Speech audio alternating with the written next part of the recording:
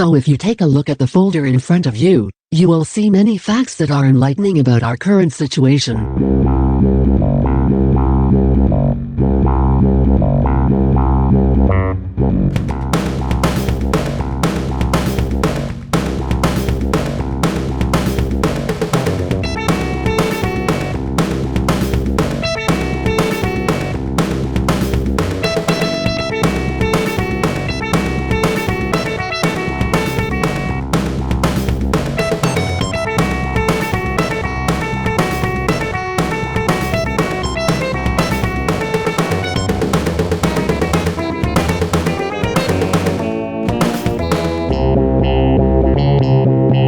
So here we were, it was our final show of the semester, yay! I'm so dizzy right now. I actually get a lot of motion sickness when I do that, I shouldn't do that. Thank you for coming, thank you to EA and EMG for their awesome shows. EA, the Electroacoustic Ensemble, that's our sister ensemble. Back in the day, they were the ones that kind of spawned this ensemble. So props to them. Good friends, led by Dr. Robin Cox. We're better than them. Our other special guests were EMG. EMG stands for Electronic Music Group, which is kind of an apropos name. They are from Lebanon High School in Lebanon, Ohio. They are led by former IUPUI student Will Kuhn, who has gone on to do amazing things. I didn't know him when he was a student here, but I've read his book. I think it's an awesome book, and you should go out and you should buy it. But also, he had this awesome high school group that was just so fantastic. They came in and they just blew the walls off the place. They were awesome.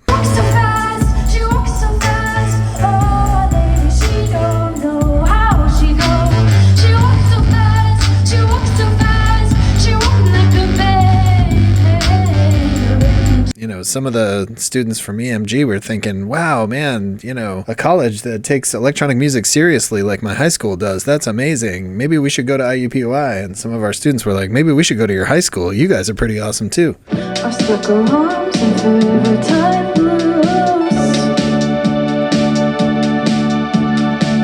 Your velvet touch takes me back to the moon. Awesome set. I can't turn around. And now I want to go to your high school. Maddie Korn was there with her dancers from Dance Magic on the north side of Indy.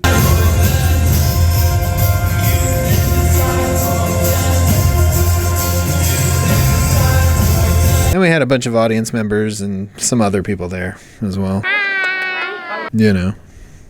As you do. One thing that really doesn't kind of come through in what we shot is how much work goes into one of these shows. So much work goes into these shows. It's not just moving all of our gear from here in the IT building of IUPUI over to AMP off campus. Firstly, for working with the dancers, we had to set up the Marley floor. Dancers can dance on a lot of different things, but the best thing would be to have a floor, which is, I don't know much about Marley, but it's basically some kind of rubber stuff. Look it up on your own. So we actually had to bring that from Dance Magic up on the north side to AMP and set it up ahead of time. There was also the telepod and 3 projectors for that system. For this ensemble, there's 2 drum sets. All of the wires have to be run around the Marley so that you can mix at the audio booth, which is basically across the hall. So long cables. Then also there's all of EA's stuff, so we have to work around them as well. Then all of EMG's stuff, we have to stay out of their way as well. It's a lot of stuff. And basically we only have access to amps starting at about 4 o'clock, 4:30 at the latest. And the show starts at 6:30. So that's a heck of a lot of stuff. So if you're familiar with music departments or academic music in general, you're probably aware that most music departments have a place to play that is just sort of built in. We kind of don't. We have some places on campus that we can play. There's nothing that really matches what we're trying to do with our music tech ensembles. And that's a major pain, basically. And as great as AMP is, it's not ideal for a lot of different reasons, and it's sort of a compromise. So, suffice to say, it's tough. So these students put in an immense amount of effort just trying to get us to the gig and then getting us to the point where it's all set up. And also, we never have rehearsals that involve all of the different parts. It's just so difficult to get it all done. It's just a heck of a lot of stuff. Somewhere. I didn't know I knew this much about it. Well, you're a drummer, yeah. That actually works perfectly. In my published journal articles and things, when I talk about Dis Ensemble, I say that pulling off an ensemble like this involves not just all the things you'd have to do for like a big band jazz group, but also all the things you'd have to do for like a major awards ceremony, but without actually having access to the venue until 4 o'clock the day of the show. Ah! Dude, this is the craziest concert. And it's our last one.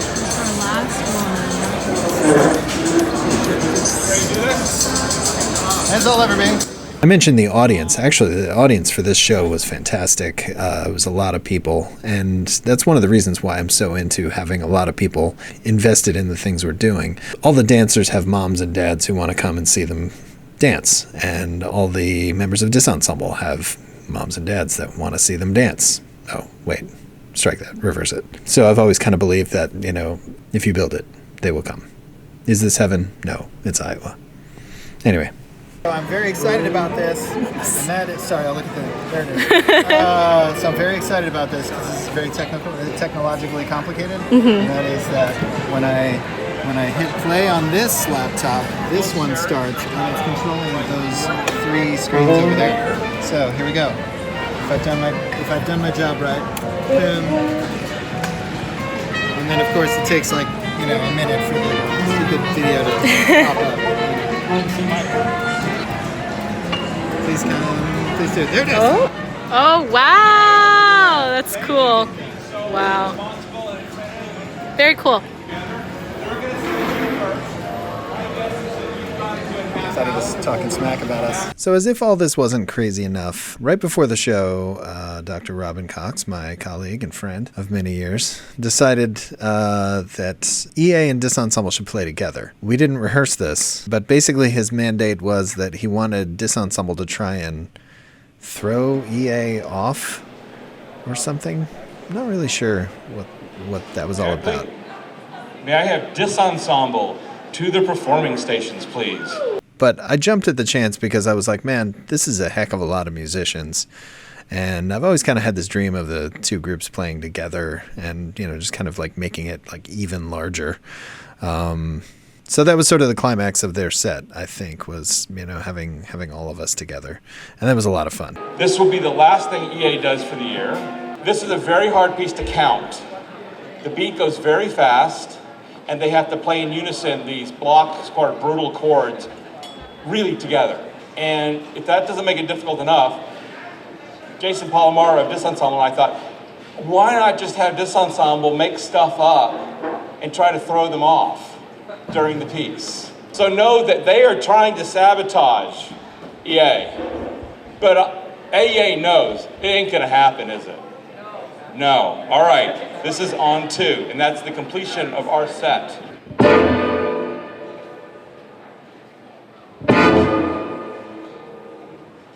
I was basically just sort of doing my big zonk thing. Bank, bank, bank, bank.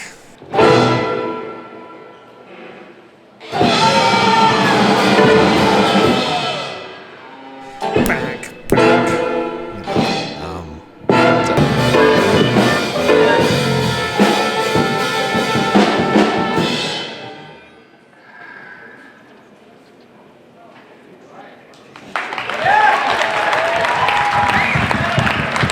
A lot of fun.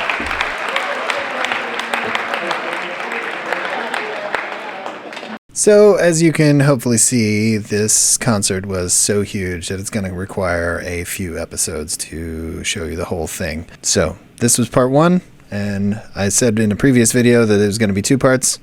It might be 2 or 3. I don't know. I'm making this up as I go. Also, the semester I'm currently in is pretty dang busy too, but I'll start to explain that in a few months. For now, tune in next week. Same Dis time, same Dis channel.